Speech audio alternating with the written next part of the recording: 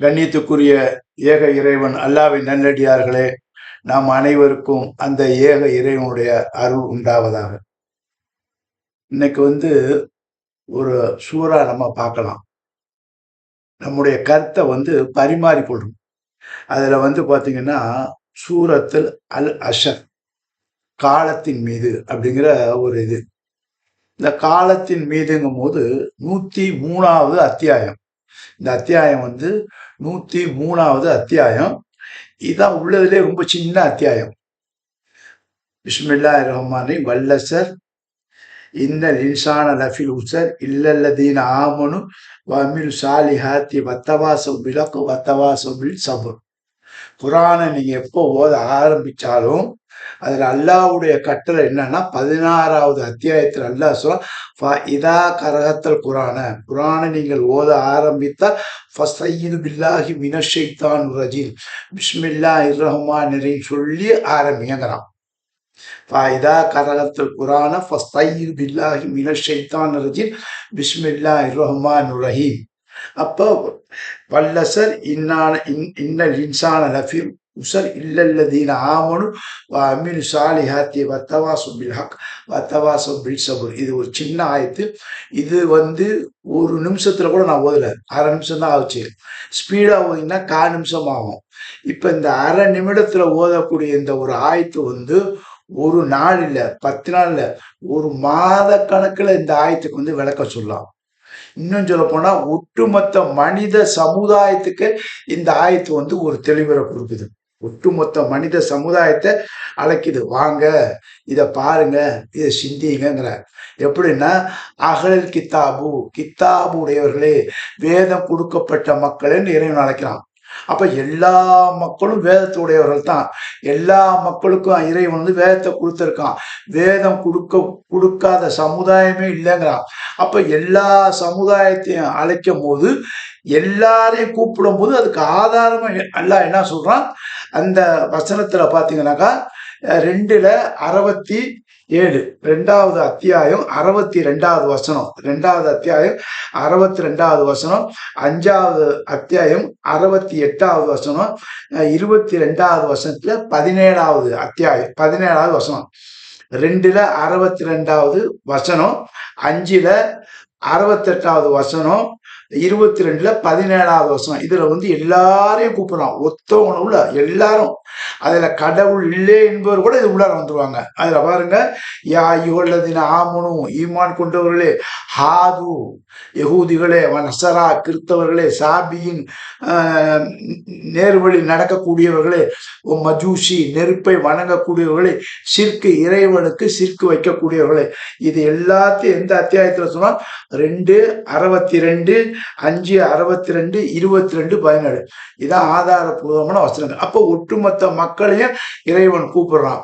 கூப்பிட்டு இதுல என்ன சொல்றான், இது யாரெல்லாம் வேதம் கொடுக்கப்பட்டவர்களோ, இந்த வேதம் கொடுக்கப்பட்ட மக்களே, நீங்க இந்த வசனத்தை, இந்த குர்ஆனை நீங்கள் ஆராயுங்கள். அப்பலா எத்தபுல் குர்ஆன், இந்த குர்ஆனை ஆராயுங்கள். எஸ்பெஷலி இந்த அத்தியாயம் 103 நீங்கள் படியுங்க. அப்படி படிச்சீங்கன்னா நீங்கள் நட்டத்தில் இருக்கிறீர்களா, லாபத்தில் இருக்கிறீர்களா அப்படின்னு சொல்றான். அல்லாவே நமக்கு ஒரு ஆடிட்டிங், ஒரு அக்கௌண்ட்ஸ் கொடுத்து, நீ லாபத்தில் இருக்கிறியா, நீ நட்டத்தில் இருக்கிறான்னு காட்டுறதுதான் இந்த 103வது அத்தியாயம். ஒட்டுமொத்த மக்களுக்கும் இது சொல்றான். அப்ப சொல்லும் போது ஃபர்ஸ்ட் சொல்லும் போது எப்படி சொல்லுவோம், வல் அசர், காலத்தின் மீது. காலத்தின் மீது வல்லுனா அது நீங்க இப்ப கிராமர் தான் போகணும், நிறைய போகணும். அப்ப வாவு என்பது என்னன்னாக்கா அத்துஃபுமாங்க, அண்ட குறிக்கும். வாவு என்பது வாவு சத்தியத்தை குறிக்கும். அப்புறம் வித்து ஒயிலு இப்படி இங்கிலீஷ்ல குறிக்கும், பையனும் குறிக்கும். அப்ப வாவும் அல்லு சேர்க்கும் போது வல்லுங்கிறான் பாருங்க. இந்த வல்லுன்னா சத்தியம், சத்தியம் செய்வது. ஓத்தான் கரெக்டான வார்த்தை. இது ஏன் இப்படி இருக்குதுன்னா, இது ஒரு பேட்டர்ன். அல்லாஹ் சத்தியம் பண்ணி சொல்றான். அப்ப சத்தியத்துக்காக உபயோகப்படுத்துற வார்த்தை வல். வல்லுன்னா சர்டன்லி, நிச்சயமாக, நான் சொல்றது உறுதி, இதன் மீது சத்தியமிட்டு நான் சொல்றேன்னு இன்னும் மேல மேல கன்ஃபார்ம் பண்றதுதான் வல்லு. அப்ப இந்த கன்ஃபார்ம் பண்ற வார்த்தை இருக்குதான் இந்த வல். அப்ப இந்த வல்லு எங்கெல்லாம் வருது அப்படின்னு பார்த்து நீங்க அந்த வசனத்துக்கு மேலும் மேலும் ஆதாரத்தை எடுத்துக்கலாம். வல்லுன்னு பார்த்தீங்கன்னா வல்லசர் வரும், வல் கமரு வரும், வல் புரான் வரும், வல்லதீன வரும், வல் லைலு வரும், நகார் வரும், வல் முசலாத்து வரும். இப்படி நிறைய வசனங்கள் வரும். 10, 33, 100ல் 5, 95ல் 3, 85ல் 2, 3, 77ல் 2, 3, 42ல் 2, 25ல் 44, 37ல் 1. இது எல்லா வசனத்தையும் ஒன்று சொன்னா ஒரு நாள் பிடிச்சிட்டே போகும். அதான் நான் சொன்ன மாதிரி இந்த வசனம் சின்ன வசனம் அப்படி ஒட்டுமொத்த மக்களுக்கு கொடுக்குற ஒரு செய்தி. அப்ப இந்த மக்கள்னா இப்ப இந்த மக்களுக்கு சொல்றது, உலக மக்கள் அனைவருக்கும் சொல்றது, நீ யூதனாயிரு, கிறிஸ்தவனாயிரு, இந்துவாயிரு, புத்தனாயிரு, கடவுளே இல்லைன்னு சொல்றவனாயிரு. வேதம் கொடுக்கப்பட்ட மக்கள் இல்லாதவர்கள் இல்லைங்கிறான். அப்ப வேதம் கொடுக்கப்பட்ட மக்கள் தான் இது. அப்ப வேதம் கொடுக்கப்பட்ட ஒட்டுமொத்த மக்களும் இறைவன் கூப்பிட்டு இந்த வசனத்தை ஓதி காட்ட சொன்னான். நபியே ஓதுங்கள் இந்த மக்களுக்கு. இப்போ ஓதி காட்டும் போது வல்லசர் காலத்தின் மீது, அப்ப வல்லசர் சத்தியம் செய்றான். எது மேலன்னா காலத்தின் மீது. அசர்னா காலம். அப்ப காலம்னா இப்ப நீங்க ரொம்ப முக்கியமாக இதை நீங்க காலம்னா என்ன, அப்ப காலம்னா என்ன நீங்க பாத்தீங்கன்னாக்கா இறைவன் சொல்றது 21வது அத்தியாயம் 30வது வசனத்துல இந்த வானம் பூமி எல்லாம் ஒன்னா இருந்துச்சு. எல்லாம் ஒன்னா இருந்து பிரித்து எடுத்தோம், இவைகளை நான் தான் பிரித்து எடுத்தோமா.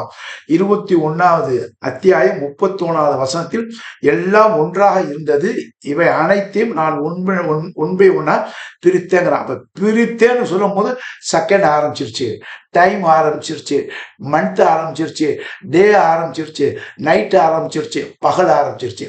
இதுக்குத்தான் இறைவன் சொல்றான் வல்லசர் காலத்தின் மீது சத்தியம். அப்ப அந்த காலம் என்பது என்னன்னா மாதங்களை கொடுக்கும். அப்போ மாதங்களை கொடுக்கும் போது 9வது அத்தியாயம் 36வது வசனத்துல பாத்தீங்கன்னா ஒரு வருடத்திற்கு மாதங்கள் என்ன 12.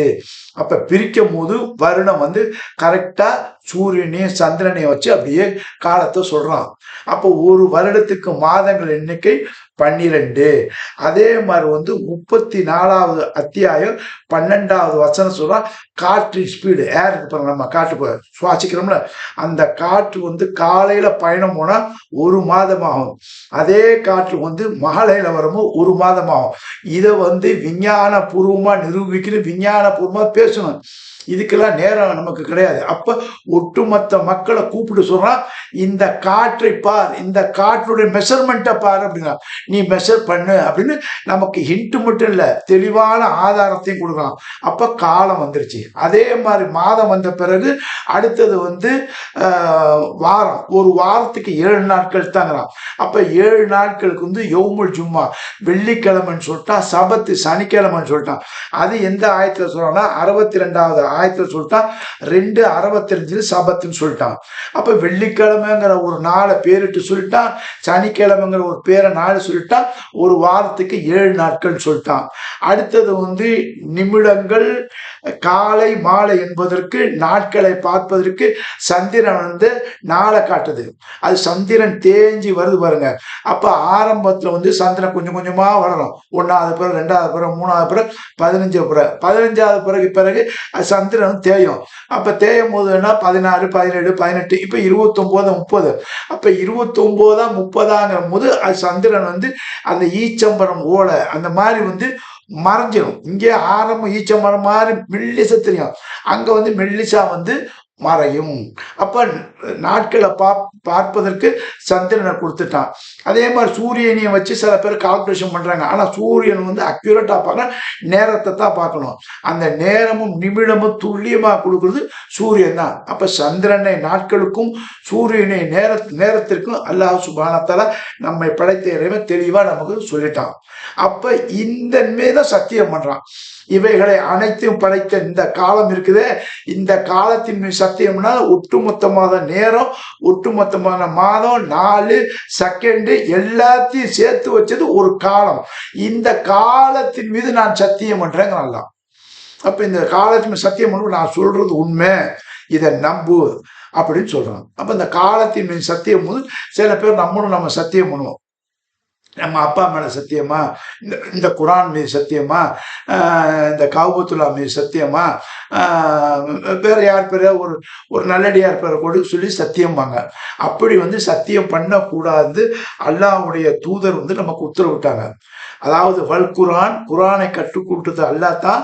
அதை ஹலக்கல் இன்சான் அல்லமல் குரான் ஹலக்கல் இன்சான் அல்லஹும் பயான், அந்த தெளிவுரையும் நான் இறை தூதர்களுக்கு நான் சொன்னேங்கிறான். அப்ப இறை தூதர்கள் என்ன தெளிவுரை சொல்றாங்களோ அந்த தெளிவுரை தான் நம்ம எடுக்கணும். சப்போஸ் நமக்கு சில அறிவு வேலை செஞ்சு சில மெயினான ஒரு அறிவுபூர்வமான கருத்தை ஏதாவது ஒரு புக்கத்தில் படித்து அந்த கருத்தை கொண்டு இந்த குரானுக்கு ஒப்பிட்டு பார்க்கும்போது குரானோட ஒத்து போனால் அந்த செய்தி நம்ம ஏற்றுக்கலாம். அப்படி அந்த செய்தியோட அல்லாஹ்வுடைய தூதர் என்ன விளக்கம் சொன்னாலும் அந்த செய்தியை ஒப்பிட்டு பார்க்கணும். சப்போஸ் இறை தூதருடைய செய்தி மேலோங்கி இருந்தால் அந்த செய்தி தான் எடுத்துக்கணும். குரானுக்கு இவங்க செய்தி நல்லா இருந்துச்சுனாக்கா இந்த செய்தி கரெக்டா வருதா அப்படின்னு நம்மளை இறைவன் ஆய்வு பண்ண சொல்றான். அதான் அப்பலா எத்தபிள் குரான், குரானை நீ சிந்திக்கிறான். அப்ப சிந்திக்கும் போது ஒட்டுமொத்த செய்திகளும் அங்கங்க எடுக்கணும். அல்லாஹ்வுடைய தூதர்கிட்ட இந்த செய்தி, நம்ம விஞ்ஞான செய்தி, நமக்குள்ள செய்தி, இவை எல்லாத்தையும் ஒத்து பார்க்க சொல்றான். அப்போ ஒத்து பார்க்கும் போது நீ பெறலக்கூடாது. அப்போ ஒருத்தவங்க சொல்றாங்க, காமனா சொல்றாங்க, எங்க அப்பா மேல சத்தியமா, எங்க அம்மா மேல சத்தியமாங்கிறா என்ன சொல்றாங்க, நான் சொல்றது உண்மைதான், அதுக்கு தான் அந்த சத்தியம் பண்ணேன். அப்ப அந்த மாதிரி சத்தியம் பண்ணும் போது இறைவன் சொல்ல, அந்த மாதிரி சத்தியம் பண்ணாதீங்க, நீங்க சத்தியம் பண்ற தகுதியானவன் இறைவன் தான். இது யார் சொல்றா? அல்லாஹ்வுடைய தூதர் சொல்லி காட்டுறாங்க. நீங்க சத்தியம் பண்ணுவதாக இருந்தாக்கா அல்லாஹ் மேலதான் அந்த சத்தியம் ஒண்ணு. இந்த குரானின் மீது சத்தியம் கூட சொல்லக்கூடாது. குரான் மீது சத்தியம் அப்படின்னு கூட சொல்லக்கூடாது. ஏன் அப்படின்னாக்கா இந்த சூரியன் மீது சத்தியம், சந்திரன் மீது சத்தியம், இந்த குரான் மீது சத்தியம், இந்த தாய் தந்தையர் மீது சத்தியம்னு சொல்லாதீங்கிறான். ஏன் சொல்லாதீங்க அப்படின்னு சொன்னாக்கா ரசூல் ஸல்லல்லாஹு அலைஹி வஸல்லம் ஒரு விளக்கம் கொடுக்குறாங்க. அந்த விளக்கம் தான் சரியா நமக்கு பொருந்துது. எப்படி பொருந்துதுனாக்கா அவங்க சொல்றாங்க, இப்ப நீங்க அல்லாஹ் மேல சத்தியம் பண்ணீங்கன்னாக்கா நான் சொல்றது உண்மைங்க, அல்லாஹ் மேல சத்தியம் பண்ணா அல்லாஹ் அனைத்தையும் அறிந்தவன், நீ என்ன மனசுல வச்சுக்கிறதோ அறிஞ்சவன், உன் சத்தியத்தினுடைய நன்மை இது பொய்யா உண்மையாங்கிறது அல்லாஹ் அறிஞ்சவன், பாக்கி எவர்களுமே அறிய முடியாது. இந்த குரான் அறியுமா? இந்த கிதாபு அறியாது. உங்க அப்பா சத்தியம், அப்பா மேல சத்தியம் பண்ண அப்பா அறியாது. இந்த சூரியன் அறியுமா? அறியாது. சந்திரன் அறியுமா? அறியாது. நெருப்பு அறியுமா? அறியாது. சில பேர் இது மேல சத்தியம் பண்ணுவாங்க. இவை அனைத்தும் அறியக்கூடியாத ஜடங்கள்.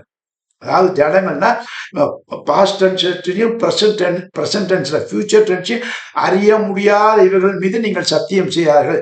இவைகளை படைத்த இறைவன் மீது நீங்க சத்தியம் செய்வீங்க. ஏன்னா அது அவன் தான் எல்லாத்தையும் அறிஞ்சவன்.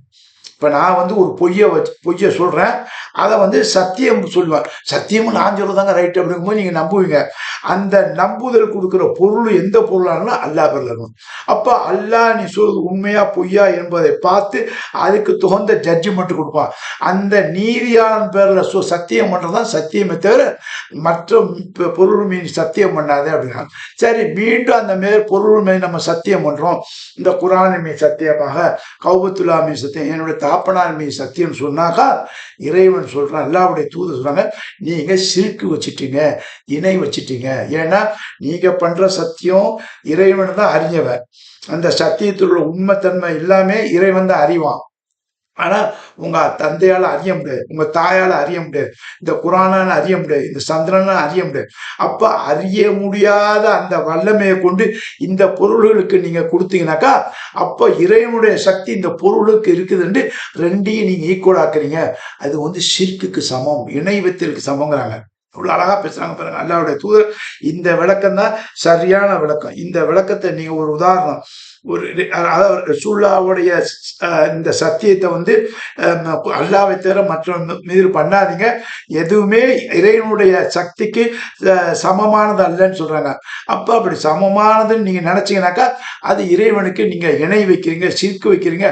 சிற்க இணை வைத்து அல்லாஹ் ஒருபோதும் மறுக்க மாட்டான்னு சொல்றதுக்கு இறைவனுடைய ரசூலுடைய ஆதாரமா புகாரி என்ற ஒரு கிதாபுல 26வது 2679 ஒரு செய்தியா ஹதீஸா பதியப்பட்டிருக்கு. ஹதீஸ்னா ஒரு செய்தியா பதியப்பட்டிருக்குது. அதே மாதிரி நீங்க மீறி இதுதான் அப்படின்னு ஒரு கருத்து சொன்னீங்கன்னு வைங்க, இந்த காலத்துக்கு ஒரு கருத்து சொன்னீங்கன்னாக்கா அந்த கருத்து அல்லாஹ்வுடைய தூதருக்கும் அல்லாஹ்வுக்கும் எகெயின்ஸ்டா போனுச்சுனாக்கா நீங்கள் இணை வைத்தது மட்டுமில்ல, அல்லாஹ்வுக்கு நீங்க சிறுக்கு இணை வைக்கிறீங்க பாருங்களேன், அது கண்டிப்பான குற்றம், அது தண்டிக்க கூடியது என்ற அல்லாஹ் சுப்ஹானஹு வ தஆலா சொல்லிட்டு திருப்பி ரசூல்லா இந்த சொன்னாங்க பாருங்க, இந்த ரசூல்லாக்கு அல்லாஹ் ஒரு உத்தரவாதம் சொல்லலாம். எப்படி சொல்லலாம்? இவர் என்னுடைய நபி முகமது நபி ஸல்லல்லாஹு அலைஹி வஸல்லம் என்னுடைய தூதர், என்னால் அறிமுகப்பட்ட தூதர், மூசா என்னால் அறிமுகப்பட்ட தூதர், இப்ராஹிம் என்னால் அறிமுகப்பட்ட தூதர். ஒவ்வொரு தூதரையும் இறைவன் சொல்லும்போது கடைசியா இந்த முகமது நபி சொல்றான், முகமது நபி உங்களுக்காக நான் அறிமுகப்படுத்திய இந்த தூதர், இந்த தூதருடைய வார்த்தைக்கு நீங்க எகெயின்ஸ்டா போக முடியாது, போகக்கூடாது, உங்களுக்கு அருகதை இல்லட்டான். You have no right against the prophet's words. அல்லாஹ்வுடைய தூதருடைய வார்த்தைக்கு எகெயின்ஸ்டா போக முடியாது. அந்த வார்த்தை மட்டும் எப்படி இருக்கணும்? குரானுக்கு ஒப்பிட்டு குரானுக்கு சரியா இருக்கணும். அப்படி சரியா இருந்தா நீங்க அதை அக்செப்ட் பண்ணுமே தவிர அதை எகெயின்ஸ்டா போறதுக்கு உங்களுக்கு அதிகாரம் இல்லை என்பதை அல்லாஹ் சுப்ஹானஹு வ தஆலா 33வது அத்தியாயம் 36வது வசனத்துல சொல்றான். எப்படி சொல்றான் பாருங்க, நீங்க அல்லாஹ்வுக்கும் அல்லாஹ்வுடைய தூதரும் ஒரு காரியத்தில் கட்டளை இட்டு விட்டால் அந்த கட்டளைக்கு மீறுவதற்கு எந்த மூமின்களுக்கும் எந்த விசுவாசிகளும் உரிமை இல்லைங்க. மத்தவங்க சொல்லலாம் விசுவாசம் இல்லாதவங்க அல்லாஹ்வுடைய தூதர் எதுக்கலாம், அல்லாஹ்வை எதுக்கலாம். ஆனா விசுவாசம் கொண்டவர்கள் அல்லாஹ்வையும் அல்லாஹ்வுடைய தூதரும் ஒரு காரியத்தில் கட்டளையிட்டால் அந்த காரியத்தில் கட்டளைக்கு நீ எகெயின்ஸ்டா போக முடியாது, போகக்கூடாது. அப்படி போனினா நீ வழி தவறி விட்டாய் என்று அல்லாஹ் சொன்னான். அல்லாஹ் என்ன சொன்னான்? ரசூலுல்லாஹ்வுடைய வார்த்தையை நீ மீறிட்டினாக்கா நீ வழி தவறி விட்டாய் என்று அல்லாஹ் சுப்ஹானஹு வ தஆலா ரொம்ப தெளிவா 35வது அத்தியாயம் 36வது வசனத்தை தெளிவா சொல்லிட்டோம். இதனால தான் நம்ம ரொம்ப உஷாராக்கணும். அப்ப நம்ம புரிஞ்சுக்கிட்டோம் காலத்தின் மீது சத்தியங்கிறத இப்ப நம்ம புரிஞ்சுக்கிட்டோம்.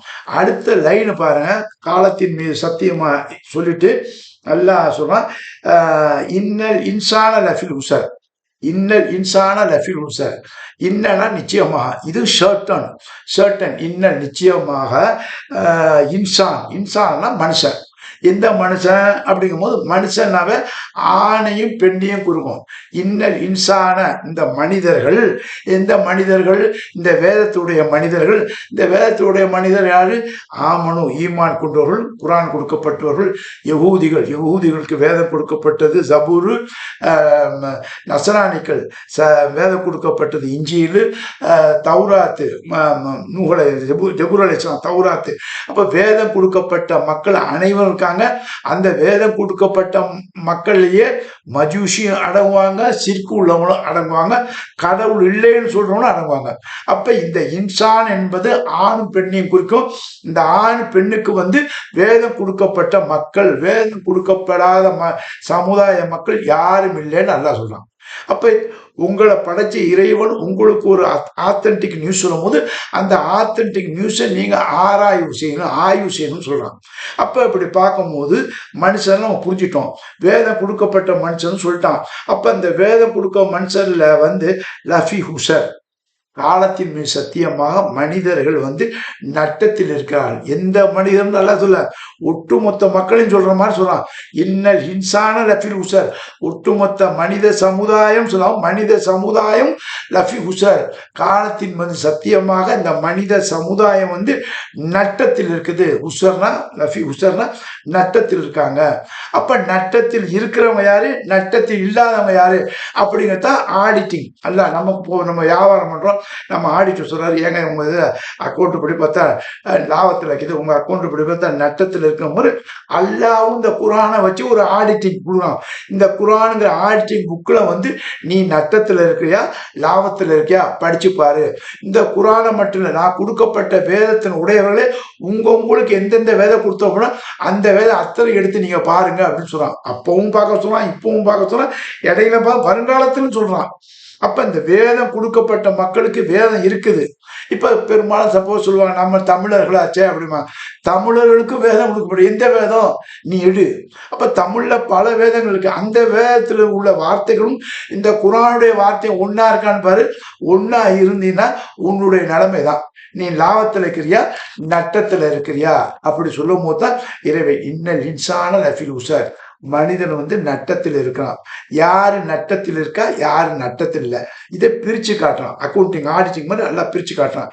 அப்ப இன்னல்லதீன ஆமனும், இன்னல்லதீன ஆமனும் யாரு ஈமான் கொண்டார்களோ பாருங்க, இன்னல்லதீன ஆமனும். அதுக்கு வந்து என்ன வசனங்கள் அப்படின்னுமா, ஆமனும் நம்பிக்கை கொண்டார்கள். யார் நம்பிக்கை கொண்டாங்க? இந்த நம்பிக்கை கொண்டவங்க யாரு? நீங்க வந்து ஆமனும் ஈமான் கொண்டவர்கள். எது மேல நம்பிக்கை கொண்டார்களாலும் அவர்கள் அல்லாவின் மீது நம்பிக்கை கொண்டார்களா, ஓர் இறைவன் மீது நம்பிக்கை கொண்டார்களா? ஆமனு இன்னல்லதீன ஆமனு, ஒரு கடவுள் மீது ஈமான் கொண்டவர்களா? அந்த ஒரு கடவுள் மீது ஈமான் கொண்ட மக்களை எப்படி சொல்றான்? ஈமான் கொண்டவர்களேன்னு சொல்றான். ஹாது யகூதிகளே சொல்றான். யகூதிகளே உங்களுக்கு கொடுக்கப்பட்ட வேதத்திலே ஒரு கடவுள் தான் சொல்லுது, அந்த ஒரு கடவுள் தான் நம்பணும். அதே மாதிரி கிறிஸ்தவர்களே உங்களுக்கு வேதம் கொடுத்த வேதத்திலையும் கர்த்தர் ஒருத்தர் தான் சொல்றாரு, அந்த கர்த்தர் ஒருத்தர் தான். இயேசுவும் சொல்கிறார்கள், நான் பேசுவது என்னுடைய வார்த்தையில என்னுடைய கர்த்தருடைய வார்த்தை, நான் வந்து பேசுவது என்னுடைய பிதாவுடைய வசனங்கிறார். அப்ப அந்த பிதாவை கர்த்தரை தான் உங்க வேதப்படி நீங்கள் நம்பணும். அதே மாதிரி மஜூசிகள், அதே மாதிரி சிற்கு வைத்தல வேதம் கொடுக்கப்பட்ட எல்லா வேதத்தையும் நீங்க எடுத்தாலும் ஒரு கடவுளை தான் சொல்லணும். அப்படிப்பட்ட வேதம் கொடுக்கப்பட்ட மக்களை நீங்கள் ஒரு கடவுளை, இந்த வானத்தையும் பூமியும் படைத்த அந்த கடவுளை, இந்த வானத்துக்கு பூமிக்கு சொந்தக்காரன் அந்த கடவுளை, உங்களை ஈண்டெடுத்த உங்களை படைத்த அந்த கடவுளை, உங்கள் தாய் தந்தைகளை படைத்த கடவுளை, உங்களுக்கு அனைத்தையும் படைத்த அந்த கடவுளை வந்து நீங்கள் ஏற்றுக்கொள்ளுங்கள், வணங்குங்கள். அவங்க தான் இன்னல்லதீன ஆமனும், யார் விசுவாசம் கொண்டார்கள். அந்த விசுவாசங்கிற வார்த்தைக்கு இத்தனை மக்களை அழைத்து உன் வேதத்துல ஒரு கடவுள் தான், அந்த ஒரு கடவுளை நீ விசுவாசம் கொண்ட நீ வெற்றி அடைந்து விட்டாய். அப்படி நீ ஒரு கடவுளை நம்பல, அந்த குறிப்பிட்ட சொல்லப்பட்ட அந்த லாகு அந்த அல்லாவை நீ நம்பலனா நீ நட்டத்தில் இருக்கிறாய். அந்த அல்லாஹ் என்பது என்ன? அரபு வார்த்தை இல்ல. அல்லாஹ் என்பது அரபு வார்த்தை இல்ல, அரபு மொழியில பேசின வார்த்தை. அல்லாஹ் என்பது சவுண்டு, தி சவுண்டு. தமிழ்ல அல்லாங்கிறோம், இங்கிலீஷ்ல அல்லாங்கிறோம், உருதுல அல்லாங்கிறோம். எந்த மொழியில நீ எடுத்தாலும் அல்லாஹ் அல்லாஹ் தான். அப்ப அல்லாஹ் என்பது வந்து அரபி மொழியில இல்ல, ஆரம்ப வார்த்தை, தி ஃபர்ஸ்ட் வேர்டு. எந்த ஒரு இறை தூதர் இறைவனை அறிமுகப்படுத்தணும் அப்ப அல்லான்னு அவங்க சொல்றாங்க. யாரு? நூஹ் அலைஹிஸ்ஸலாம் கூட சொல்றாங்க. எப்படி சொல்றாங்க? நான் வந்து அல்லாவை வணங்கக்கூடிய ஒரு முஸ்லிமா இருக்க, அண்ணா கூணமில் முஸ்லிமின், நான் முஸ்லிமா இருக்க ஏவப்பட்டுள்ளேன், அந்த அல்லாவை கொண்டுங்கிறாங்க. அப்போ ஒவ்வொரு இறை தூதர் சொன்ன வார்த்தை அல்லா அல்லா அல்லா. அவங்க மொழியில சொல்லும் போது முகமது நபி ஸல்லல்லாஹு அலைஹி வஸல்லம் அல்லா தான் சொன்னாங்க. அப்ப அல்லாஹ் என்ற வார்த்தை இங்க மட்டும் இல்ல, ஆரம்பத்துல சொல்றது. அதான் அரபு வார்த்தை இல்ல, அல்லாஹ் என்பது ஆரம்ப மொழி, ஆரம்ப வார்த்தை. அந்த ஆரம்ப வார்த்தை அல்லாவை தான் எல்லாரும் நம்ம ஏற்றுக்கொள்ளணும் என்று அல்லாஹ் சொல்றான். அந்த அல்லாவை கருத்துன்னு சொன்னாலும் சரி, நீ இறைவன் சொல்லாலும் சரி, எந்த வார்த்தையை சொன்னாலும் அந்த அல்லாவுக்கு பொருத்தமா இருக்குதான்னு நீ பாத்துக்க. ஒவ்வொரு மொழியில அதுக்காகத்தான் பொருத்தம் இல்லாத வார்த்தையை கொண்டு அல்லாஹ்க்கு வைக்காம அல்லாஹ் அல்லான்னு சொல்லிடு. அல்லாஹ் என்று அழைங்கள் அல்லது அர்-ரஹ்மான் என்று அழைங்கள். அதுக்குத்தான் இந்த லாஹுக்கு முன்னாடி அல்லு வைக்கிறான். லாஹுன்னா வணங்கும் பொருள், வணங்கக்கூடிய பொருள். நீயே ஒரு பொருளை உருவாக்கி அந்த பொருளுக்கு ஒரு பேரை வச்சு அதை நீ வணங்குவ, அதுக்கு லாகுங்கிறான். இலாகு, இலாகு என்பது வணங்கும் பொருள், வணக்கத்துக்குரிய பொருள், உன்னால் சுட்டி காட்ட பொருள். ஏதோ அந்த இயற்கையா இருந்தாலும் சரி, வானம் பூமி சந்திரன் சூரியன் எதுவும் நீ இந்த வணக்கத்துக்குன்னு எடுத்துக்கிட்டா கூட அது பேர் லாகு, இலாகு. அந்த இலாகு வந்து வணங்காத, அந்த இலாகுவை படைத்த அந்த அல்லாவை வணங்கு. அதான் இலாகும் அல்லு சேர்த்தா அல்லான வார்த்தை வருது.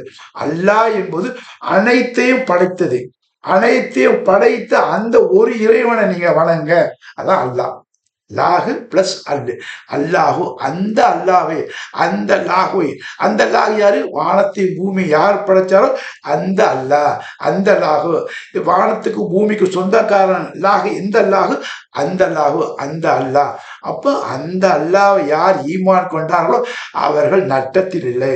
அதை விட்டுட்டு ஒரு கடவுளை விட்டுட்டு நீங்க எங்க போய் வேற யாரை நீங்க வணங்கினாலும் நீங்கள் நட்டத்தில் இருக்கிறது என்று உங்களுக்கு வேதம் கொடுக்கப்பட்ட அந்த இறைவன் சொல்றான். வேதம் கொடுக்கப்பட்ட மக்களே, உங்கள் வேதத்தை நீங்கள் ஆய்வு செய்யுங்கள்.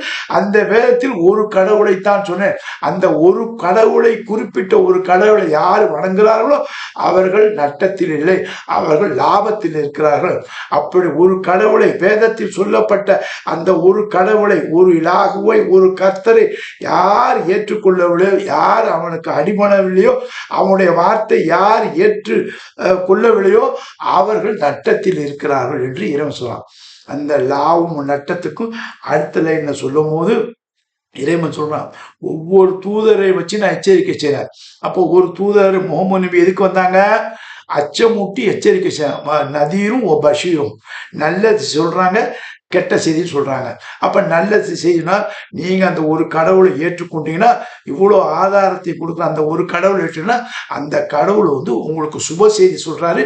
அந்த சுப செய்தி என்ன? சொர்க்கம். அந்த ஒரு கடவுளை நீங்க ஏற்றுக்கொள்ளணும்னா நதீரும், நான் அச்சமுட்டி எச்சரிக்கை செய்கிறேன், நரகம் தான் உங்களுக்கு அப்படிங்கிறாங்க. அப்போ ஒட்டுமொத்த மனித சமுதாயத்துக்கு ஒரு செய்தியை முகமது நபி மட்டும் சொல்ல, ஈசா நபி, மரியத்தினுடைய மகனார் ஈசா மசீக்கும் அதான் சொல்றாங்க.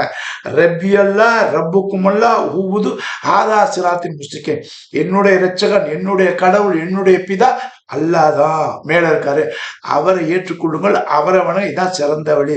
அதே தான் மூசாவும் சொல்றாங்க, ரப்பி அல்லா, என்னுடைய இரட்சகன் அல்லா. அதே தான் ஆபிரஹாம் சொல்ற, ரப்பி அல்லா, என்னுடைய இரட்சகன் அல்லா. அதே தான் நூ நபி சொல்ற, ரப்பி அல்லா, என்னுடைய இரட்சகன் அல்லா. அப்போ ஒவ்வொருத்தவங்களும் அந்த வேர்டை சொல்லும் போது அல் பிளஸ் லாகு, அல் பிளஸ் லாகு, அல்லா என்று காம்பினேஷன் சேர்த்து தான் சொல்றாங்க. சேர்த்து சொல்றாங்களா? எல்லாமே பிரிஞ்சிருக்க, எல்லாம் சேர்ந்து இருந்தது. சேர்ந்து இந்த ஒன்றை படைத்தவன் ஒரு இறைவன் தான். அந்த ஒரு இறைவனை வணங்குங்க. அந்த ஒவ்வொரு இறை தூரம் கெஞ்சுறாங்க, மக்கள்கிட்ட சொல்றாங்க. இதனால மக்கள் அவங்கள அடிக்கிறாங்க, இதனால அவங்க மக்கள் நீங்க பொய் சொல்றீங்கிறாங்க, இதனால மக்கள் நாங்க வணங்குற கடவுளை நீங்க இல்லைன்னு சொல்றீங்களான்னு அப்படிலாம் சொல்லி அவங்கள விரட்டுறாங்க, அடிக்கிறாங்க. அப்ப தூதர்லாம் என்ன சொல்றாங்க? இல்ல, நீங்க வணங்கும்போது கடவுள் நினைச்சு வணங்குறீங்களே, அது கடவுள் இல்ல, எது கடவுளுங்கிறத பிரிச்சு காட்டுறாங்க. எது கடவுள் எது உண்மைங்கிறதா இந்த உண்மையும் அந்த சத்தியத்தையும் பொய்யையும் பிரிச்சு காட்டுறாங்க. அந்த பிரிச்சு காட்டும் போது நம்ம கோபம் வரக்கூடாது. நம்ம சிந்தனையை வச்சு நம்ம சத்தியத்தை உணர்ந்தா நம்ம வெற்றியில இருக்கோம். அடுத்த கடைசி லைன் இந்த லைன்ல சத்தியம் அப்படின்னா உண்மை. இந்த சத்தியத்தை இறைவன் வெளிப்படுத்திட்டான். இந்த சத்தியத்துக்கு ஆதாரம் கொடுத்தான். இந்த சத்தியத்தை அல்லாஹ்வுடைய தூதர்கள், இறை தூதர்கள் மூலமா எல்லா கித்தாபுகளையும் வச்சு எல்லா இறை தூதர்களும் வச்சு சொன்ன ஒரு காரியம் தான் இந்த ஒரு காரியம். இந்த ஒரு சத்தியத்தை நம்புங்கிறான். அந்த சத்தியத்துலதான் அமீரு சாலிஹாத்தி, இன்னல்லதீன ஆமனு அமீரு சாலிஹாத்தி, நல்ல செயல்கள் செய்யுங்க. நல்ல செயல்னா உண்மையான இறைவனை வணங்க, உண்மையான இறைவனுடைய கட்டளைப்படி நீங்க உங்க வழியை வகுத்துங்க. இந்த இறைவன் சொல்ற கட்டளை என்ன? ஆர்டர்னா ஒரு பாத்து, ஒரு நேரு வழி காட்டுறான். இதுதான் என்னுடைய வழி. இந்த நேரு வழியில யாரெல்லாம் செல்கிறார்களோ அவர்கள் வெற்றி பெற்றார்கள், யாரெல்லாம் இந்த வழியை தவறி போனார்களோ அவர்கள் நட்டத்தில் உள்ளார்கள் என்று சொல்ற அமீல சாலிங்க. நல்ல செயல் செய்யுங்க. நல்ல செயல் எதுன்னா, இந்த ரோட்ல ஒரு ஒரு கிளாஸ் கிடக்குது, அதை எடுத்து போடுறோம். ஒரு முள்ளு அதை எடுத்து போடுறோம். ஒரு ஆள் நம்மகிட்ட அட்ரஸ் கேட்கிறாரு, அது சொல்றோம். இது எல்லாம் நல்ல செயல் தான், அது நம்ம மாற்று கருத்து இல்லை. ஆனா நல்ல செயல்களை விட நல்ல செயல் எது? நல்ல செயலை விட நல்ல செயல் எதுனா இறைவன் உங்களுக்கு சுட்டி காட்டுற செயல் தான் அமீல சாலிகன், சாலிகான செயல். செயல்லே சாலிகான செயல், முக்கியமான உயர்ந்த செயல் எதுனாக்கா 33வது அத்தியாயத்துல 35வது வசனம் என்ன சொல்றதுன்னா, யாரெல்லாம் ஒரு ஆணும் ஒரு பெண்ணும் பிரிச்சு காட்டுறான். யாரெல்லாம் ஒரு ஆணும் ஒரு பெண்ணும் அப்படின்னு சொல்லி, எந்த ஆணும் எந்த பெண்ணும் உண்மை பேசுகிறார்களோ, எந்த ஆணும் எந்த பெண்ணும் இறை வணக்கத்தில் ஈடுபடுகிறார்களோ, எந்த ஆணும் எந்த பெண்ணும் தங்கள் கற்பை காப்பாற்றிக் கொள்கிறார்களோ, எந்த ஆணும் எந்த பெண்ணும் நோன்பு நோக்கிறார்களோ, எந்த ஆணும் பெண்ணும் அமானின் தன்னிடம் ஒப்படைக்கப்பட்ட பொருள்களை காவந்து செய்கிறார்கள். இப்படி அடுக்கடுக்கா ஆணும் பெண்ணும், ஆணுக்கு சிங்குலர்லயே சொல்லுவான். அப்ப இங்கில அல்லாஹ் சிங்குலர் சொல்லி இதுதான் சாலிகான செயல். இந்த சாலிகான செயல் தான் உங்களுக்கு ஈடேற்ற கொடுக்கும். அப்ப இந்த சாலிகான செயல் செய்யும் போது நீங்க உண்மையை சொல்லணும். அப்ப உண்மையை சொல்லும் போது உங்களை குத்தம். அப்படி குத்தும் போது உங்களுக்கு பல வகையான தொந்தரவு வரும். பின்னால இருந்து வரும், முன்னால இருந்து வரும், சைட்ல இருந்து வரும். அதான் அல்லாஹ்வுடைய தூதர்கள் நம்ம உதாரணம், அவங்களுக்கு வந்த தொந்தரவு மேல வந்துச்சு, கீழே வந்துச்சு, சைட்ல வந்துச்சு, பின்னால வந்துச்சு. அடி, உத, குத்து, ரத்தம் எல்லாத்தையும் சிந்துறவங்க. ஏன்னா அதே உங்களுக்கு தொந்தரவு உங்களுக்கு வருங்க. நல்லா அப்படி வருகும் போது அல்லாஹ்வை கொண்டு வரும். அல்லாஹ் படைத்த மனுஷனை கொண்டு உங்களுக்கு தொந்தரவு வரும். சத்தியத்தை சொன்னா ஒத்துக்கோனா ஒத்துக்க மாட்டான். நேரம் வந்து நம்மளை தாக்குவோம். பின்னால தாக்கணும், முன்னால் தாக்கணும், மேலே தாக்கணும், கீழே தெரியாது. ஆனா தாக்குதல் எல்லா பக்கமும் வரும். ஒரு சத்தியத்தை சொன்னா எல்லா பக்கமும் தாக்கல் வரும். அதை நீ பொறுமையா ஏற்றுக்கொள் அப்படிங்கிறான். ஏன்னா சத்தியத்துக்கு அவ்வளவு வலிமை, ஆனா அவ்வளவு சோதனை உண்டுங்கிறான். அந்த மனுஷன் நம்முடைய சொந்தத்துல வரும், நம்முடைய ரத்த பந்தத்துல வரும், நம்ம மனைவிட்ட வரும், நம்ம பிள்ளைகிட்ட கூட வரும். இந்த தொந்தரவு ஏன் உனக்கு வேலை, சோத்தை வந்து சும்மா உட்காந்துருக்கு, நீ போய் சத்தியத்தை சொல்ல அவன் அடிக்க ஆரம்பிச்சான், அவனால் எனக்கு தொந்தரவு வருதுமா. அப்ப மனைவி பிள்ளைகளால கூட இந்த சோதனை வரும். இது மட்டும் இல்ல, இந்த மக்களுக்கு, இந்த மனிதருக்கு வர சோதனை மட்டும் இல்ல, இந்த மனிதனை படைச்ச இறைவனால சோதனை பண்ணுவோமா. எவ்வளவு பெரிய சோதனை பாருங்க. நமக்கு ஒரு சத்தியத்தை சொன்னா நம்மளை கூடியுள்ளவனும் விரோதி ஆகணும். அதே மாதிரி அந்த விரோதத்தை வந்தாலும் சத்தியத்தை சொல்லணும். அந்த விரோதத்தோட இறைவன் சொன்னா சத்தியத்துக்கு நான் ஒன்னு சோதிப்பேங்கிறான். அந்த மனிதனுடைய சோதனை மட்டும் இல்லாம நான் உன்னை சோதனை செய்வேன். 2வது அத்தியாயம் 155வது வசனத்தை சொல்லலாம். என்ன சொல்லலாம்? 2:155 பசியை கொண்டு உனக்கு சோதிப்பேன், பட்டின போடுவேன், பசியை கொண்டு உனக்கு சோதனை பண்ணுவேன். அப்புறம் பயம், நமக்கே உள்ளார ஒரு பயம் வரும். அந்த பயத்தை கொண்டு உனக்கு சோதனை பண்ணுவேன். உன்னுடைய குடும்பத்துல அல்ல ஒரு ஆளை உயிர் இழப்பு வச்சு அதில் கொண்டு உனக்கு சோதனை பண்ணுவேன். நீ அழகான வியாபாரத்தில் லாபம் தான் வரணும், இரவு பகலா பாடுபட்டு உழைக்கிறிய, அந்த வியாபாரத்தில் உனக்கு நட்டத்தை உண்டாக்குவேன். நீ செய்கின்ற பயிர் இருக்கு பாருங்க, விளைச்சல், அந்த அக்ரிகல்ச்சர், அதை உனக்கு கருகி அதுல உனக்கு சோதனை பண்ணுவேன், உனக்கு உயிர் சேதத்தையும் கொடுப்பேன்னு இறைவன் தெளிவா சொன்னான். யாரெல்லாம் ஒன்னதானே வணங்குறேன், கர்த்தரே ஒன்னதானே வணங்குறேன், கடவுளே ஒன்னதானே வணங்குறேன், இறைவா ஒன்னதானே வணங்குறேன், நான் அத்தனை சோதனையும் உனக்கு கொடுப்பேன், உன்னை பரிசோதனை பண்ணுவேன், இது என்னுடைய ரைட்டுங்கிறான். அப்போ பரிசோதனை பண்ணுவதற்கு இவ்வளவு அத்தனை வகையான சோதனைகளை இறைவன் கொடுக்கும், அவ்வளவு தாங்குங்கிறான். அவ்வளவே தாங்கு. எப்பா நம்மளால தாங்க முடியாது, அதுக்கு எல்லாம் பிரார்த்தனை பண்ண சொல்றான். எல்லாம் என்னால தாங்க முடியாது செய்து என்கிட்ட கொடுத்துடாதுன்னு அதையும் நம்ம பலகீனத்தை எல்லாம் வெளிப்படுத்த சொல்றான். ஆனா இந்த அத்தியாயத்தை எதை சொல்றான்னா, அவ்வளவு சோதனை உனக்கு சுத்தி உள்ள ஆண்களாலும் பெண்களாலும் வரும், உனக்கு மேலும் என்னால இந்த சோதனை வரும். அந்த சோதனை யாரெல்லாம் பாருங்க, யாரெல்லாம் வத்தவாசோ பில்ஹக், இந்த சத்தியத்தை, இந்த உண்மையை சொல்லக்கூடிய மக்கள் ஒத்துக்கணும், இதை தாங்கணும். சபூர், பொறுமையோடு யார் ஏற்றுக்கொள்கிறார்களோ அவர்களுக்கு நல்ல செய்தி சொல்லுங்கள். இதை சொன்னா ஒவ்வொரு தூதரே அந்த மக்களுக்கு நல்ல செய்யுங்க. அவன் யகூதியா இருந்தாலும் சரி, நசரா யாரா இருந்தாலும் சரி, ஒரு கடவுளை ஏற்று சத்தியத்தை ஏற்றுக்கொண்டு பொறுமையா இருந்தா அவனுக்கு நல்ல செய்தி சொல்லுங்கன்னு இந்த கடைசி டெஸ்டமெண்ட் சொல்லுது. அப்போ ஒவ்வொரு டெஸ்டமெண்ட்டும் ஒவ்வொரு வேதமும் சொல்லி ஒவ்வொரு வேதத்தை இறைவன் இறக்கி கொஞ்சம் கொஞ்சமா இறக்கி நபிகள் நாயகன் ஸல்லல்லாஹு அலைஹி வஸல்லம் அவர்கள் கூட 23 வருஷம் அந்த மக்கள் கேட்ட கேள்விக்கு தான் பதில். குர்ஆன் என்பது என்ன, மக்கள் என்னென்ன கேள்விலாம் கேட்கறாங்களோ அந்த கேள்விக்குள்ள பதில், ஆன்சர் தான். The question and answer. இந்த கொஸ்டின் அண்ட் ஆன்சர் தான் குர்ஆன். தி டைரக்ட் ஸ்பீச். அல்லாஹ்வுக்கும் மனுஷனுக்கும் இடையில தரகவே இல்லை. அப்ப அந்த டைரக்ட் ஸ்பீச்சில் உங்களை தெளிவுபடுத்துகிறான். அப்ப இந்த சோதனை நீ வெற்றி பெறு, அதுல அமைதியாயிரு. சபூர்னா பொறுமையா இருந்து நீ ஏத்துக்கிட்டீனாக்கா உனக்கு நல்ல செய்தி உண்டு, நீ வெற்றி அடைந்து விட்டார். அப்படி இல்லைன்னாக்கா நீ வெற்றி அடையவில்லை என்று இறைவன் தெளிவா இந்த 103 சொல்றான். ஆகவே கண்ணியத்துக்குரிய இறை அடியார்களே, இன்னைக்கு இந்த வசனத்தை படித்தோம். இந்த வசனத்தை வந்து ஒருத்தர் நீங்க படிச்சு பாருங்க. குரானை எடுத்து படிச்சு பார்த்தீங்கன்னா உங்களுக்கு புரியும். உங்களுக்கு மட்டும் இல்லை, இன்னும் நீங்க ஆழமா கூட சிந்திக்கலாம். அதான் இறைவனுடைய தூதர் முகமது மிஸ்ரா சொன்னாங்க, உனக்கு ஒரு வார்த்தை தெரிஞ்சுன்னா அதை பிரத்தியார்ட்ட சொல்லு. அவர்கள் வந்து அதை யோசனை பண்ணுவாங்க. அப்ப யோசனை பண்ண நம்மளை விட உன்னை விட அதிகமாகவும் சத்தியத்தை வந்து விளங்கக்கூடிய மக்களா இருப்பாங்க. அப்படி விளங்கிட்டாங்கன்னா சத்தியத்தை வந்து உங்களை விட அதிகமா விளக்கக்கூடிய மக்களா இருப்பாங்கிறாங்க. அப்போ அந்த ஒரு வார்த்தை ஒரு இன்ஜினியர்கிட்ட போனா அவன் புரிஞ்சு அவன் அதை கொண்டு விளக்கம் பண்ணுவான். அந்த இன்ஜினியர் நாளில் நம்முடைய வார்த்தை ஒரு டாக்டர்கிட்ட போனா அந்த டாக்டரோட படிப்பை கொண்டு குரானை விளக்குவான். ஒரு ஒரு ஒரு வார்த்தை ஒரு வக்கீல்கிட்ட போனா வக்கீலோட பிரெயின்ல அந்த விளக்கத்தை கொடுப்பான். ஒரு ஒரு விஞ்ஞானிட்ட இந்த ஒரு வார்த்தை போனா விஞ்ஞானத்தை கொண்டு இந்த விளக்கத்தை கொடுப்பான். ஒரு வார்த்தை கணிதக்காரன்ட்ட போனா அந்த கணிதக்காரன் கணிதத்தின் அடிப்படையில சொல்லுவான். அப்போ ஒவ்வொரு வார்த்தையும் எந்த மக்கள்கிட்ட போதோ, எந்த மக்களோட பிரெயின்ல போதோ, அந்த மக்கள் அந்த பிரெயின்ல சிந்திச்சு உங்களுக்கு மேலும் தெளிவு கொடுப்பாங்க. ஆனா அந்த தெளிவு குரானுக்கு அல்லாஹ்வுடைய வசனங்களுக்கு எதிர்மறையா இல்லாம இருப்பதை அவங்கவுங்க பார்த்துக்கணும். இதுதான் அந்த ஹக்குக்கு வந்து நீ சொல்ற விளக்கம் சரியா இருக்கணும்.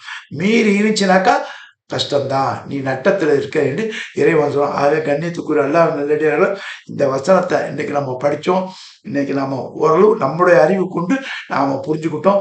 அப்போ குரான் தான் விளக்கம் என்பதை நான் எடுத்து என்னுடைய அறிவுக்கு நான் சொல்ல நிறைய கித்தாபுகள்லாம் நம்ம ரெஃபர் பண்ணுறோம். இப்போ இந்த வல்லசரில் ஒரு வார்த்தைக்கு யாராவது ஒரு வார்த்தை தப்பு பண்ணிவிடுவாங்களோன்னு சொல்லிட்டு தான் இந்த 23 டிரான்ஸ்லேஷன் நான் வச்சுருக்கேன். ஏன்னா நான் வக்கீல். இன்னைக்கு சுப்ரீம் கோர்ட்டில் எடுத்துங்க, வேற ஹைகோர்ட்டு, மெட்ராஸ் ஹைகோர்ட் எடுங்க, பாம்பே ஹைகோர்ட் எடுங்க, டெல்லி ஹைகோர்ட் எடுங்கன்னு நாங்கள் எடுத்து பார்ப்போம். ஒரு ஒரு ஒரு ஒரு சட்டத்தை எடுத்து பார்க்க எவிடன்ஸை வச்சு பேசுனாக்கா அந்த பிரசிடென்ட்டு அந்த முன்னுதாரணத்துக்குன்னா ஒவ்வொரு கோர்ட்டினுடைய ஜட்ஜ்மெண்ட் எடுத்து பார்ப்போம். அதே மாதிரி எத்தனை அறிஞர் பெருமக்கள் இஸ்லாத்தில் இருக்காங்களோ அவங்க குரான் எழுதினாலும் அத்தனை அறிஞர் பெருமக்களுடைய கித்தாபை நான் வச்சிருக்கேன். அப்போ எடுத்து பார்க்குறேன், இந்த வார்த்தைக்கு கரெக்டாக போட்டுறாங்க, இந்த வார்த்தைக்கு இவர் கரெக்டாக போட்டுறாங்க, ஏதாவது ஒரு வார்த்தை இவர் தப்பா போட்டுக்கிறாருன்னா தப்பா போட்டுக்க மாட்டாரு, வேற ஒரு வார்த்தையை அதை ஆட் பண்ணாலும் அது எப்படி ஆட் பண்ணாருன்னு மற்றதை வச்சு கம்பேர் பண்ணும்போது நமக்கு சத்தியம் வெளிப்படும். அப்போ இந்த சத்தியத்தை வெளிப்படுறதுக்கு தான் சத்தியத்தை புரியுதா இத்தனை மனிதர்களுடைய இத்தனை அறிஞர் பெருமக்கூடிய புக்கை வந்து நம்ம படிச்சு பேசணும். சும்மா நம்ம ஒன்றும் இல்லை, ஹோம்ஒர்க் பண்ணி தான் சொல்றோம். அதே மாதிரி விளக்க ஒரு தப்சீர்கள்பாங்க, பல அறிஞர்கள் இன்னும் என்னென்ன விளக்கத்தை சொன்னாங்களோ அதையும் நம்ம படிக்கணும், அதையும் உள்வாங்கி தான் நாம பேசணும். அப்ப இப்படி நம்ம பேசும்போது இதுல நீங்களும் இறங்கிட்டீங்கன்னாக்கா நிறையான விஷயங்கள் தெரியும். அதை விட்டுட்டு அவர் சொன்னாரு, இவர் சொன்னாரு, அவர் சொன்னாரு, அதெல்லாம் சரியான இது வாதம் இல்லை, சரியா எடுபடாது. இன்னும் ஜென்ரலா சொன்னீங்க. இப்போ மார்க்கர் தெரிஞ்சவங்க இருப்பாங்க, ஆளி பெருமக்கள், நான் யாரையும் குறை சொல்ல, யாரையும் கம்மியா மதிப்பில்லை, ஆளி பெருமக்கள் அவங்களுக்கு குரான் சரளமாக தெரியும், ஆனா அர்த்தம் தெரியாது. அவங்களுக்கு வந்து ஆய்வு பண்ண தெரியாது, எடுத்து பேச தெரியாது. இதனால தான் சொல்றேன், எல்லா இயக்கத்திலையும் வந்து ஆலிம்கள் இருப்பாங்க. எடுத்து சொல்ற ஆளுமே 1-2 பேர் தான் இருப்பாங்க. அந்த விளக்க உரை எடுக்கணும்னாக்கா அவர் என்ன சொன்னாரு எடு எவிடன்ஸ், இவர் என்ன சொன்னார் எடு எவிடன்ஸ், அவர் என்ன சொன்னார் எடு எவிடன்ஸ். இந்த மாதிரி ஒவ்வொரு வார்த்தையை நாம சொன்ன வார்த்தையை எடுத்து அந்த எவிடன்ஸை வச்சு இதுல உரைச்சி பார்க்கணும். அப்பத்தான் நம்ம ஏத்துக்க முடியும். சும்மா அவர் சொன்னார், இவர் சொன்னார், அவர் எங்க பெரியவர் படிச்சவருங்க, இவர் எங்க படிச்சவங்கன்னா அதெல்லாம் தூக்கி இதெல்லாம் செல்லா தூக்கி போட்டுருவான். என்னைக்கு கோர்ட்ல வந்து ஆர்கியூமெண்ட்ல வந்து எவிடன்ஸ் இல்லைன்னா தூக்கி போட்டுருவான், ஜட்ஜி தூக்கி போட்டுருவான். அதே மாதிரி தான் அல்லாஹ் சொன்னா தூக்கி போட்டுருவான். இதைத்தான் நம்ம பார்க்கணும். அப்போ ஒரு ஆள் சொன்னார்னா அவர் சொன்னது கரெக்டா, அவர் சொன்னது இந்த வேதத்தில் இருக்குதா, நம்ம கொடுக்கப்பட்ட வேதத்தில் இருக்குதா அப்படின்னு நீங்க ஆய்வு பண்ணணும். அப்படி ஆய்வு பண்ணி நம்ம வெற்றியாளர் என்பதை நாம புரிஞ்சுக்கலாம். என்னுடைய கருத்தா இதை நான் சொல்றேன். இதுக்கு மேலேயும் நீங்க வந்து நான் சொன்னது தப்பு அப்படின்னாக்கா நான் மனசார ஏத்துக்குவேன். இதுல ஒன்றும் தப்பு இல்லை. நமக்கு நான் அதான் நம்ம இயக்கம் தான் பெருசு, நான் என் பக்கம் உள்ளவங்க தான் சரியா இருக்கணும், அவங்களுக்காக நான் இந்த புடிவாதம் கிடைவாதம் தூக்கி குப்பையில போட்டுருணும். அல்லாஹ்வுடைய ரசூல் என்ன சொன்னாங்களோ அதுக்கு சரியான வார்த்தைகள் நம்ம சொல்றோமா, அந்த வார்த்தைகள் வந்து சரியா இருக்குதான்னு ஆய்வு பண்ணி கொஞ்சம் காலம் எடுத்து சொல்ல, தடாப்டான்னு சொல்லி மாட்டிக்கூடாது. இப்ப நான் பேசுறேன், அதுல ஏதாவது தப்பு இருந்தா கூட அறிஞர்கள் பார்ப்பாங்க, எத்தனை பேர் பார்ப்பாங்க. பார்த்தவங்க இந்த இடத்துல நீ மிஸ்டேக் பண்ணிட்ட, இந்த இடத்துல நீங்க மிஸ்டேக் பண்ணி குறிப்பிட்டு காட்டினாங்கன்னு வைங்க, மனசார ஏத்துக்குவேன். இதுல ஒன்றும் பிரச்சனையே கிடையாது. ஏன்னு கேட்டாலும் எல்லாரும் நல்லா இருக்கணும். தான் பெற்ற இன்பம் இந்த வையம் பெறணும். இதுதான் மெயின். எல்லாரும் இறைவன் பக்கம் சொர்க்கத்துக்கு போகணும். நான் சொர்க்கத்தை நம்பல, நரகத்தை நம்பல, அது உன் விருப்பம். ஆனா சொர்க்கம் நரகம்னு ஒண்ணு இருந்துட்டா, சொர்க்கம் நரகம்னு ஒண்ணு இருந்துட்டா, கடவுள்னு ஒண்ணு இருந்துட்டா மாட்டிக்கிட்டு முடிப்பேன். அதுதான் இறைவனே சொல்றான். நான் இருக்க, நான் தான் இவளை படைத்தேன் அப்படின்னு சொல்றான். இதை உணர்ந்துக்கிறதுக்கு தான் இந்த வேதங்கள். இந்த வேதங்களை உணர்ந்து சொல்லக்கூடியதான் இறை தூதர்கள். அப்ப இறை தூதர்களோட இறை வேதத்தை நாம அலட்சியம் படுத்திடக்கூடாது. அதுல ஓரளவு நம்ம படிச்சு பண்படணும் அப்படிங்கிறது தான் நம்ம இன்னைக்கு சொல்லக்கூடிய விஷயமா இருக்க. இதுல எல்லாரும் ஆய்வு பண்ணுங்க, வேதங்களை ஆய்வு பண்ணுங்க, வேத தூதர்களையும் ஆய்வு பண்ணுங்க. எல்லா சத்தியத்தை தான் சொன்னாங்க. அந்த சத்தியத்தின் பக்கம் எல்லாரும் எல்லாரும் இன்புற்று இருக்க வேண்டும் என்று கூறி நிறைவு செய்ய. நன்றி, வசலாம்.